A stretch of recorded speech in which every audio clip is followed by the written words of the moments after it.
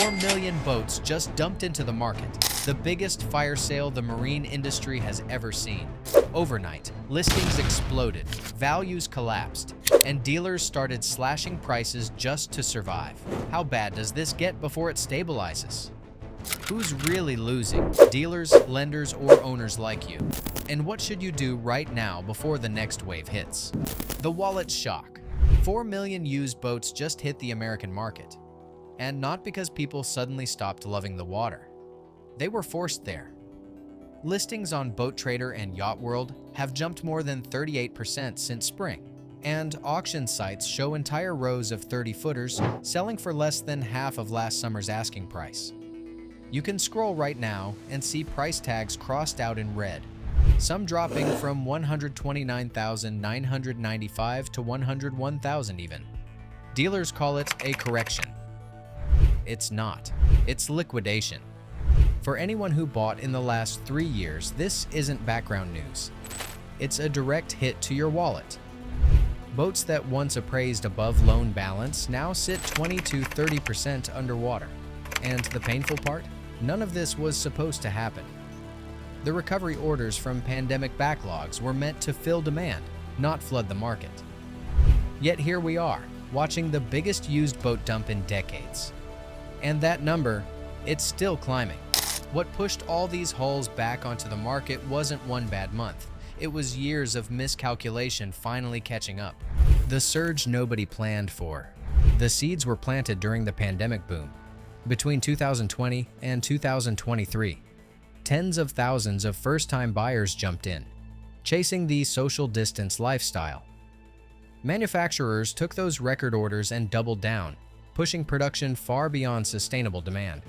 But when material shortages delayed delivery, boats built for that frenzy arrived 2 years late, right when most of those impulse owners were already done with the hobby. Marinas couldn't hold them. Storage yards overflowed. Dealers had to stack boats too deep just to make space. NMMA registration data from early 2025 shows a jump of nearly 4 million active hulls hitting resale platforms, a scale unseen since 2008. That's not growth. That's a glut. The same dealers who celebrated waiting lists now can't move inventory fast enough to cover their floor plan interest. What we're witnessing isn't a seasonal slowdown. It's a system jammed by its own success. And while owners rush to list before prices fall further, every new posting makes the collapse steeper. Dealers didn't intend to dump their profits. They were pushed to the edge by the same financing structure that once made them rich. If you've already seen signs of this crash where you live, empty marinas, sudden price cuts, or dealers going quiet, drop a comment below. Your local story helps others see the truth faster. And if this breakdown helps, hit like. Dealers on the edge. Behind every dealership row of shiny hulls sits a clock, the floor plan loan. It's the silent meter that charges dealers interest for every unsold unit on their lot. During the boom, banks extended generous terms, assuming turnover would stay high. But when sales froze, those interest costs piled up. Some dealers were paying more than $8,000 a month just to keep inventory afloat. A leaked bulletin from a national marine lender in August showed aged unit fees doubling after 90 days without sale. The result? Panic liquidations. Dealers slashed prices overnight. A 28-foot fishing boat fell from $112,000 to $84,000. Aggressive repositioning, they claimed, but lenders were recalling credit lines. Florida and Great Lakes dealers were ordered to clear stock or lose financing. Many repos weren't used. They were brand new, untitled boats bound for auction. With the financial walls closing in, there was only one way left to stay solvent. Cut prices until the boats move, no matter how deep the loss. The price free fall begins. The cuts started quietly, then turned into a race to the bottom. In the last 90 days, average used boat prices have fallen between 20 and 40% depending on class. Pontoons took the first hit. Family models that sold for $65,000 last year now close at under $42,000. Mid-size fishing rigs dropped from 78 to 54. Even coastal cruisers, once stable around the 100,000 mark, are showing auction prints in the low 70s. Real listings, not rumors. Owners who financed during the peak now owe more than their boats can fetch, creating a mirror of the RV crash 2 years ago. Lenders label it negative equity, but for ordinary folks, it's something simpler. You can't sell without taking a loss. The irony? Many of these boats still run perfectly. The problem isn't quality, it's arithmetic. Too many hulls chasing too few buyers. This isn't a buyer's market yet, it's a market in free fall. And if you think the banks are done adjusting values, think again. Because the real panic starts when lenders step in. The cost of money. The crash didn't start on the water, it started in the banks. In 2021, the average marine loan carried an interest rate of roughly 4.9%. By mid-2025, it climbed to more than 8.1%. That may not sound dramatic, but on a $70,000 boat, the difference adds nearly $240 to each monthly payment. Buyers who once qualified easily are now either turned down or forced to shrink budgets by tens of thousands. Dealers can feel it instantly. Fewer walk-ins, longer conversations, and a sudden resistance to financing anything new. Lenders, still bruised from the last RV market slide, have tightened their credit boxes. That means smaller loan-to-value ratios and higher down payments, leaving many shoppers sidelined. With every uptick in rates, another layer of buyers disappears. Sales teams can lower sticker prices, but they can't lower interest. And the minute borrowing slows, inventory piles up again. The true collapse didn't begin with panic. It began with math. And that's when costs off the water start sinking owners. The hidden bills that broke owners. Even those who already owned their boats couldn't escape the squeeze. Insurance premiums jumped nearly 30% nationwide after a string of storm losses and coastal claims. Slip fees at major marinas rose an average of 15% as property taxes climbed and utilities soared. Storage yards added surcharges for environmental compliance, and fuel averaged $5.20 a gallon in many coastal regions. When you combine all of that, a middle-class owner who once spent $7,000 a year to keep a 25-footer now faces closer to $10,000. Receipts tell the story better than any headline. A seasonal slip invoice from Florida showing an extra $900 infrastructure fee, or a repair bill where a simple water pump replacement costs double what it did in 2019. It's not greed. It's inflation grinding through every layer of ownership. Faced with mounting bills, thousands decided to dump their boats early. Not because they wanted to, but because keeping them was bleeding them dry. But factories made it worse without realizing it. The factory hangover. Manufacturers didn't see the cliff coming. During the pandemic boom, most of them expanded production lines, assuming that demand would last forever. By 2024, domestic output of recreational boats was still up nearly 20% compared to pre-pandemic averages. That surge turned deadly when the retail slowdown hit. Warehouses filled with unsold hulls, and factories were forced to clear them out using rebates that instantly devalued every used model in the country. Leaked data shows boats once wholesaling for $120,000 now ship with $20,000 incentives. Each factory rebate erases buyer equity overnight. Manufacturers call it realignment. Dealers call it survival. But the truth is simple. When factories discount new boats, every used one sinks in value. The reset has begun. Once that reset hit, the entire equation of supply and value shifted, and the math still doesn't add up. The oversupply equation. Step back from the docks, and the pattern becomes obvious. According to NMMA and dealer network data, for every new boat sold this year, roughly 4 used boats are fighting for attention online. That 4-to-1 imbalance means even small changes in new sales crush the used market below it. When a factory drops prices on new inventory, the pre-owned tier instantly loses footing. A buyer scrolling listings will always choose brand new with warranty if the price gap narrows to 10% or less. Dealers can't stop it, and private sellers can't compete. The used market depends on scarcity, and scarcity is gone. Across national listing sites, average days on market for boats under 40 feet jumped from 38 to 73 in just 6 months. That's not normal seasonality. That's paralysis. Every unsold unit becomes another anchor dragging down the next price point. What looks like opportunity for buyers is actually systemic oversupply, grinding values lower by the week, so when the new boats stall, the old ones drown in value. The Marina reality check. Walk down any marina right now, and you can feel it before you even see it. Rows of boats sit with faded for sale banners flapping in the wind, their hulls collecting dust instead of salt. Yard workers keep busy polishing decks that no one's buying. One manager in Michigan put it plainly, "We used to prep 3 boats a week for delivery. Now we're lucky to prep 1 a month." Photos from Florida to the Great Lakes show the same pattern. Once packed slips now half empty, replaced by broker signs and storage tags. These aren't junk boats. They're good machines parked in limbo.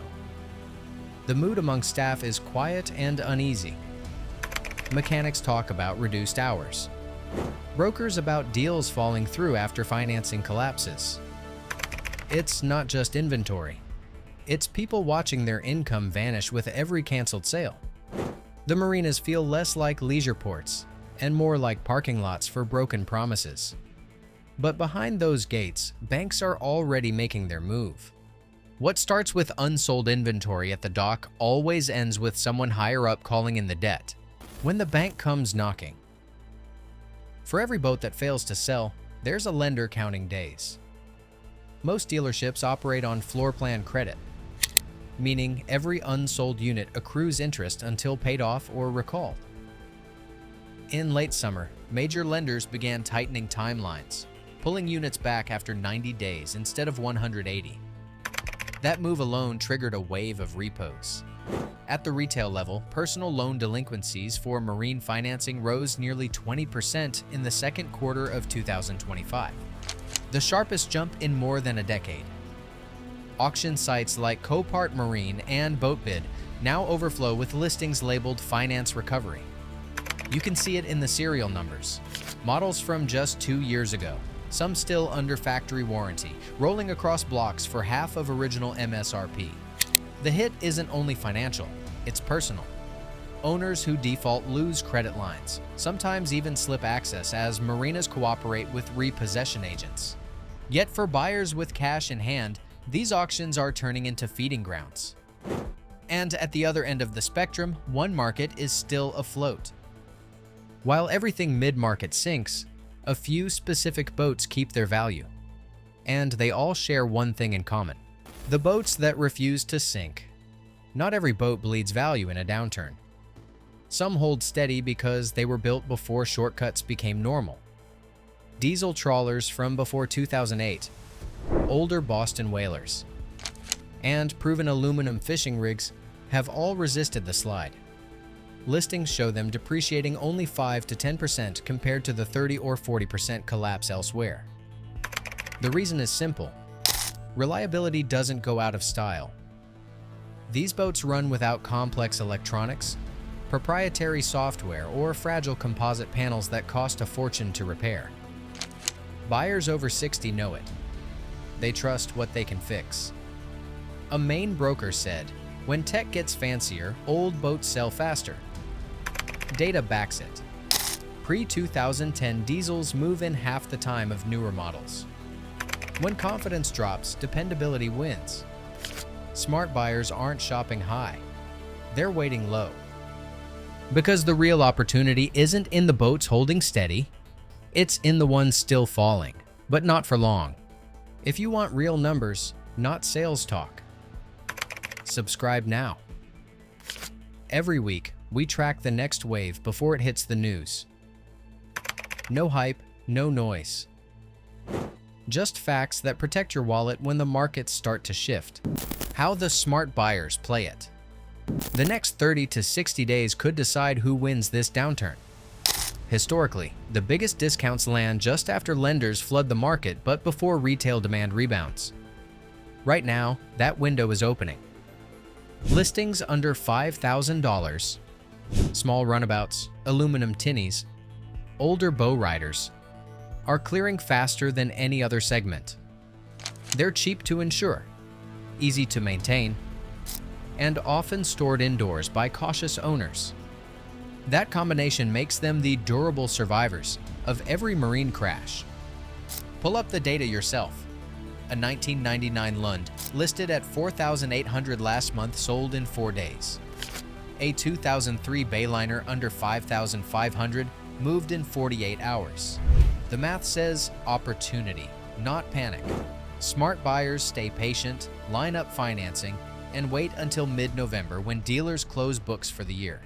That's when desperation meets realism. The trick is timing, not emotion. Play it right, and you'll own a boat for half of what it cost your neighbor last spring. And what's about to happen nationally will shock even dealers. The national reckoning. By autumn of 2025, the collapse had stopped being local news. It became a coast-to-coast reality check. National registration data shows overall ownership down nearly 9% year-over-year, the steepest single drop since 2009. Auction listings tell the rest of the story. What began in Florida's Gulf Coast marinas spread north through the Carolinas, across the Great Lakes, and out to the Pacific. The used boat heat map looks like a weather chart of red zones, each one representing double-digit price cuts and repossession clusters. Auction volumes tripled in 6 months as inland dealers hauled boats hundreds of miles to find buyers. The collapse hit every region at different speeds. Even with massive supply, sales still closed 12 to 15% below asking. Prices reset nationwide, but some regions aren't sinking. They're preparing to surge. Those regional shifts tell us who survives and who rebuilds. Because in this crash, geography became destiny. Hot zones versus cold harbors. Nowhere feels the divide more sharply than Florida. Oversupply there is brutal. Coastal dealers report back lots stacked 3 deep, insurance premiums rising by 40% after storm seasons, and fuel dock closures trimming convenience. The state that once defined boating freedom now defines liquidation. Every week, new listings outnumber completed sales by more than 4 to 1. For sellers, it's suffocating. For buyers, it's chaos wrapped as opportunity. In the Great Lakes, freshwater storage slows depreciation, and local lenders keep sales steady. On the Pacific Coast, prices quietly erode under regulations, fees, and taxes. A Seattle broker put it best: "We're not crashing, we're leaking." The lesson is clear. Location just became a financial strategy. Once you know where stability lives, the next question is when to move, and what exactly to buy or avoid. Playbook for the next 90 days. The next 90 days are where smart buyers and patient sellers make their move. If you're sitting on cash, late autumn through early winter is historically when desperation overtakes denial.